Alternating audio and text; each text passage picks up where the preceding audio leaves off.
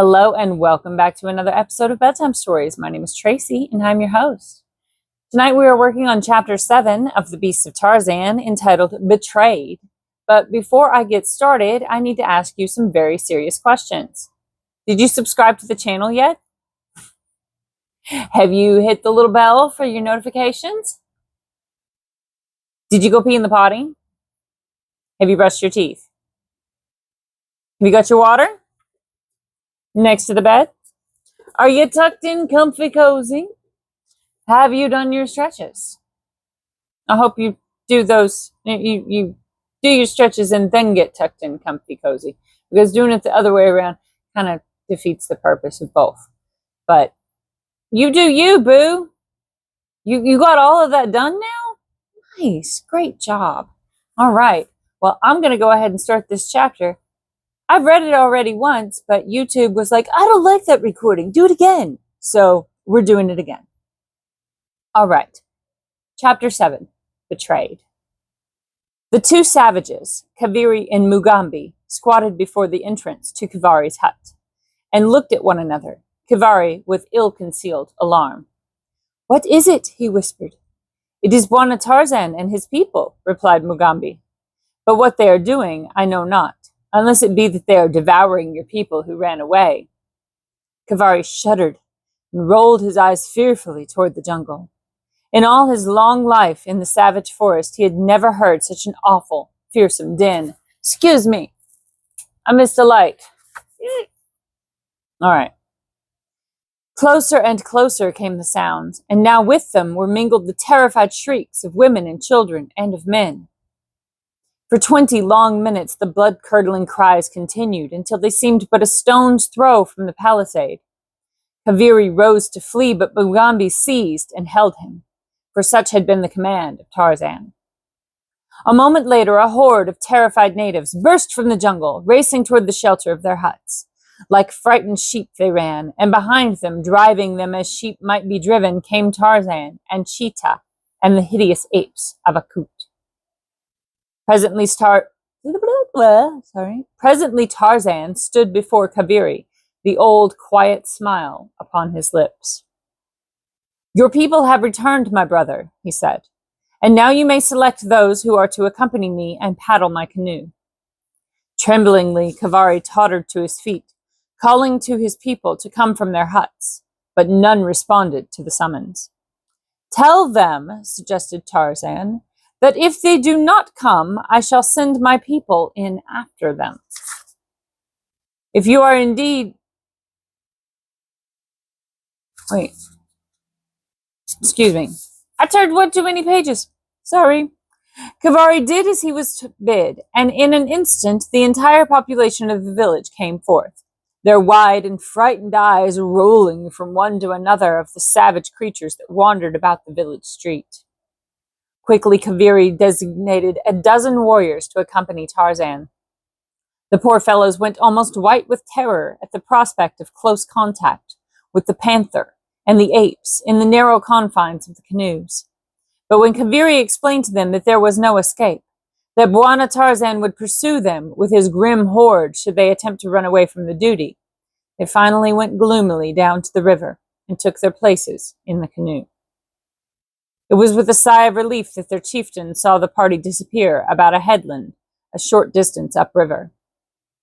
For 3 days, the strange company continued farther and farther into the heart of the savage country that lies on either side of the almost unexplored Ugambi. 3 of the 12 warriors deserted during that time, and as several of the apes had finally learned the secret of the paddles, Tarzan felt no dismay because of the loss. As a matter of fact, he could have traveled much more rapidly on shore, but he believed that he could hold his own wild crew together to better advantage by keeping them to the boat as much as possible. Twice a day they landed to hunt and feed, and at night they slept upon the bank of the mainland or on one of the numerous little islands that dotted the river. Before them, the natives fled in alarm, so that they found only deserted villages in their path as they proceeded. Tarzan was anxious to get in touch with some of the savages who dwelt upon the river's banks, but so far he had been unable to do so. Finally, he decided to take to the land himself, leaving his company to follow after him by boat. He explained to Mugambi the thing that he had in mind, and told Akut to follow the directions of the black. "I will join you again in a few days," he said. "Now I go ahead to learn what has become of the very bad white man whom I seek." At the next halt, Tarzan took to the shore, and was soon lost to the view of his people. The first few villages he came to were deserted, showing that news of the coming of his pack had traveled rapidly. But toward evening he came upon a distant cluster of thatched huts surrounded by a rude palisade, within which were a couple of hundred natives. The women were preparing the evening meal as Tarzan of the Apes poised above them in the branches of a giant tree which overhang the palisade at one point. The ape-man was at a loss as to how he might enter into communication with these people without either frightening them or arousing their savage love of battle.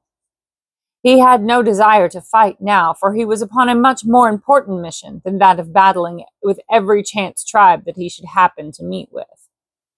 At last he hit upon a plan, and after seeing that he was concealed from the view of those below, he gave a few hoarse grunts in imitation of a panther. All eyes immediately turned upward toward the foliage above. It was growing dark, and they could not penetrate the leafy screen which shielded the ape-man from their view. The moment that he had won their attention, he raised his voice in the shriller and more hideous scream of the beast he impersonated, and then, scarce stirring a leaf in his descent, dropped to the ground once again outside the palisade, and with the speed of a deer, ran quickly round to the village gate. Here he beat upon the fiber-bound saplings of which the barrier was constructed, shouting to the natives in their own tongue that he was a friend who wished food and shelter for the night.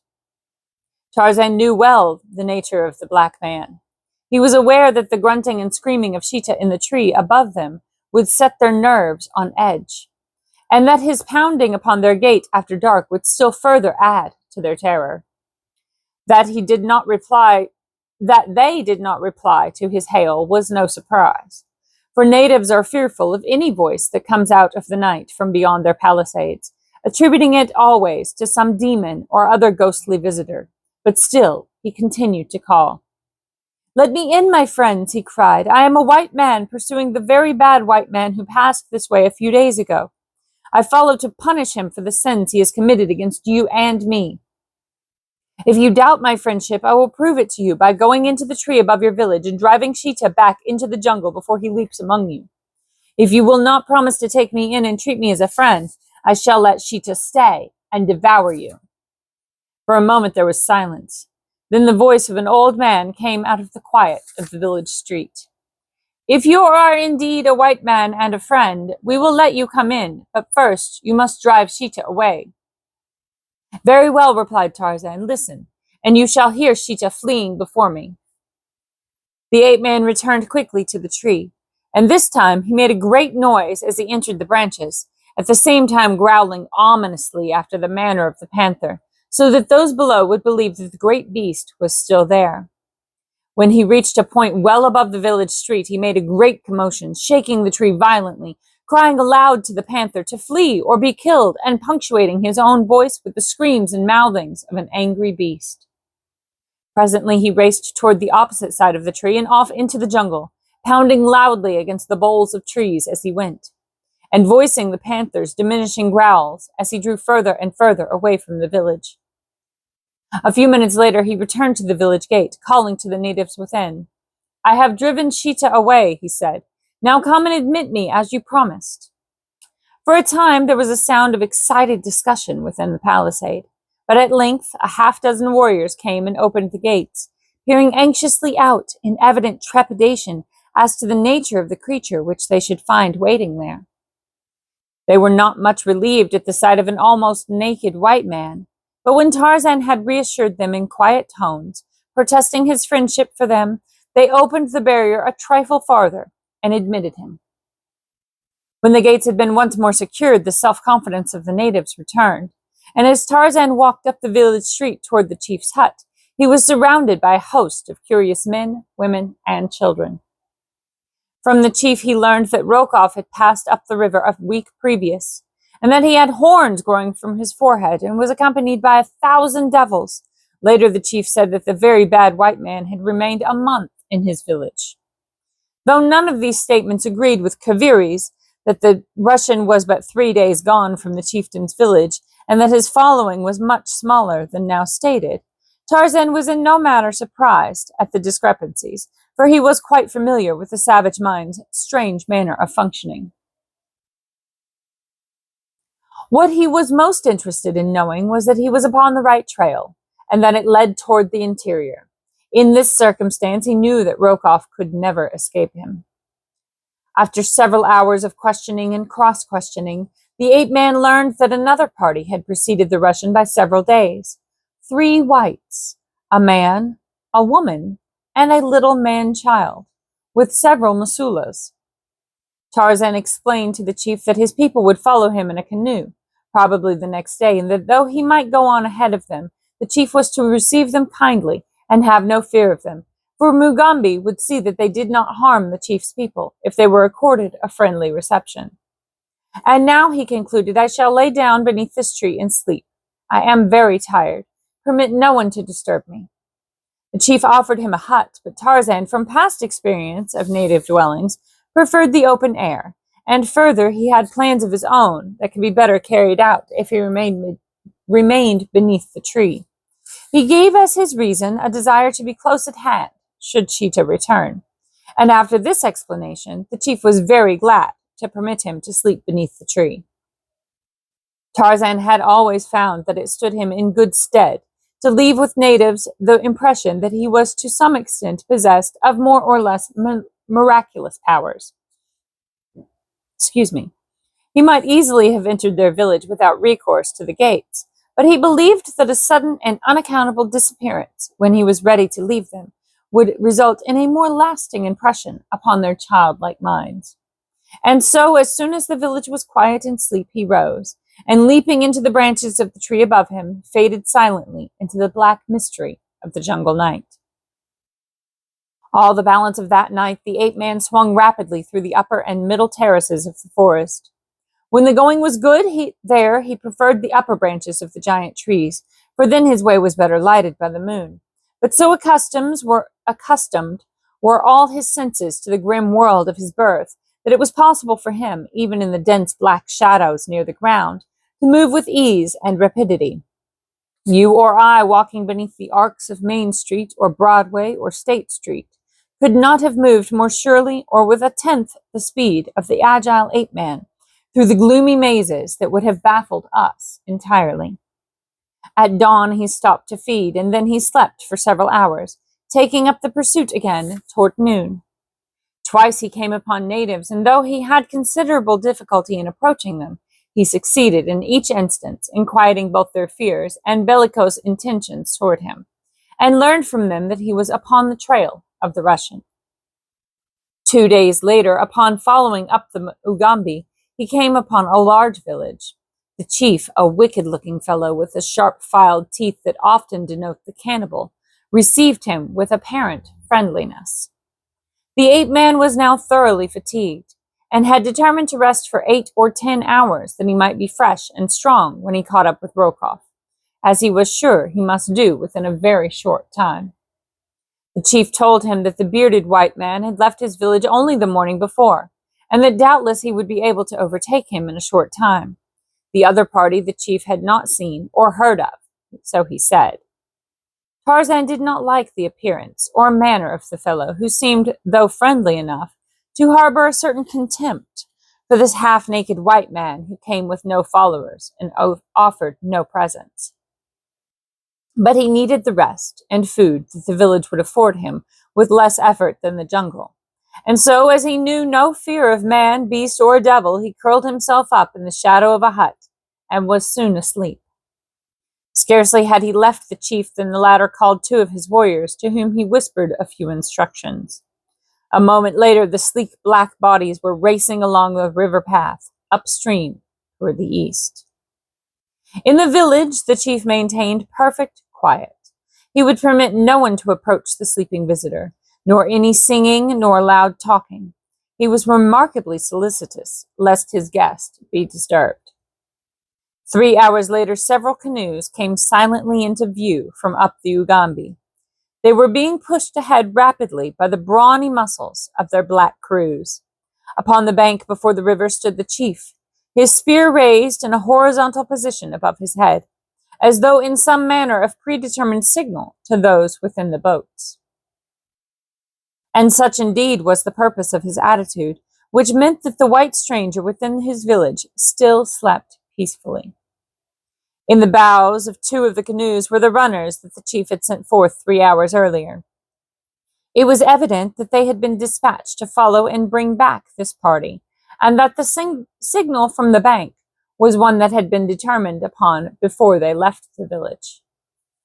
In a few moments, the dugouts drew up to the verdure-clad bank. The native warriors filed out, and with them a half-dozen white men. Sullen, ugly-looking customers they were, and none more so than the evil-faced, black-bearded man who commanded them. "Where is the white man your messengers report to be with you?" he asked of the chief. "This way, Bwana," replied the native. "Carefully have I kept silence in the village that he might be still asleep when you returned. I do not know that he is the one who seeks you to do you harm, but he questioned me closely about your coming and your going, and his appearance is as that of the one you described, but whom you believed safe in the country which you called Jungle Island. Had you not told me this tale, I should not have recognized him, and then he might have gone after and slain you. If he is a friend and no enemy, then no harm has been done, Bwana. But if he proves to be an enemy, I should like very much to have a rifle and some ammunition." "You have done well," replied the white man, "and you shall have the rifle and ammunition, whether he be a friend or enemy, provided that you stand with me." "I shall stand with you, Bwana," said the chief. "And now come and look upon the stranger who sleeps within my village." I don't know why I made the native sound Indian, but it is what it is. Moving on. So saying, he turned and led the way toward the hut, in the shadow of which the unconscious Tarzan slept peacefully. Behind the 2 men came the remaining whites and a score of warriors with the raised forefingers of the chief. And his companion held them all to perfect silence. As they turned the corner of the hut, cautiously and upon tiptoe, an ugly smile touched the lips of the white, as his eyes fell upon the giant figure of the sleeping ape-man. The chief looked at the other inquiringly. The latter nodded his head to signify that the chief had made no mistake in his suspicions. Then he turned to those behind him and, pointing to the sleeping man, motioned for them to seize and bind him. A moment later, a dozen brutes had leapt upon the surprised Tarzan, and so quickly did they work that he was securely bound before he could make half an effort to escape. Then they threw him down upon his back, and as his eyes turned toward the crowd that stood near, they fell upon the malign face of Nicholas Rokoff. A sneer curled the Russian's lips. He stepped quite close to Tarzan. "Pig!" he cried. "Have you not yet learned sufficient wisdom to keep away from Nicholas Rokoff?" Then he kicked the prostrate man full in the face. "That for your welcome," he said. "Tonight, before my Ethiop friends eat you, I shall tell you what has already befallen your wife and child, and what further plans I have for their futures." And that's the end of chapter 7. Oh no, Tarzan's in a pickle, isn't he? Well, good night. Sleep tight. Don't let the bedbugs bite. And if they do, you bite them back. I love you so very much. Good night.